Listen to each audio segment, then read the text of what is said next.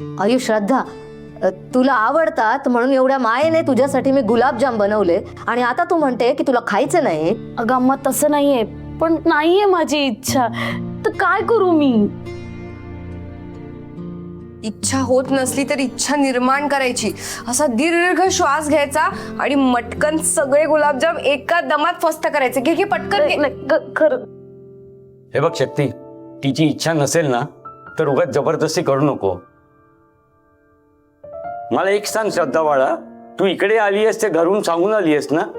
नाही म्हणजे घरच्यांना टेन्शन नको उगाच.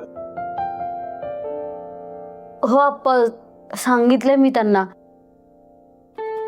खरं तर घरातले पाठवायला तयारच नव्हते, पण मी ऐकणार आहे का त्यांचं? वहिनी तर दारात ठाण मांडूनच बसली होती.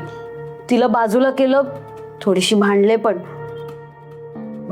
माझ्या पुढे कोणी घरातलं बोलणार आहेत का? थोडासा दरारा आहे माझा अजूनही घरात.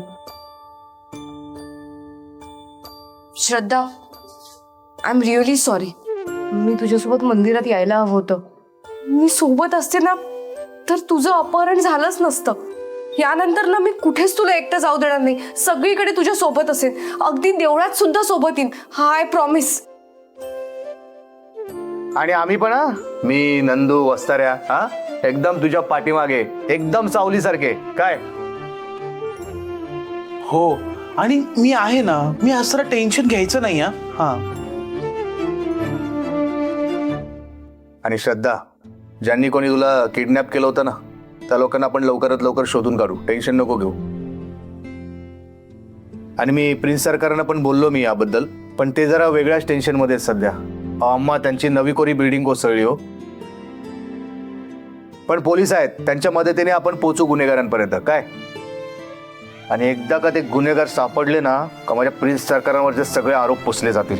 ह्या सगळ्यामध्ये त्यांचा हात नाही सिद्ध होईल. बरोबर बोलतोय तू. त्या भल्या माणसावरचा कलंक आहे ना, लवकरात लवकर पुसला गेला पाहिजे. आणि हे असले अमानुष प्रकार आहेत ना, हे लवकरात लवकर बंद झाले पाहिजेत. आणि त्या गुंडांना शिक्षा आहे ना जास्तीत जास्त मिळायला पाहिजे. आज श्रद्धासोबत जे घडलं ते माझ्या शक्तीसम.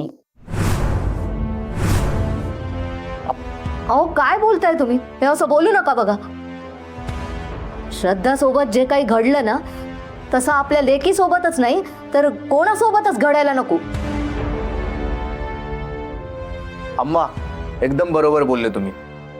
आता तुम्ही बघाच ना, हे किडनॅपिंग, नरबळी वगैरे हे सगळे प्रकार आहेत ना, ते आता आम्ही घडूच नाही देणार.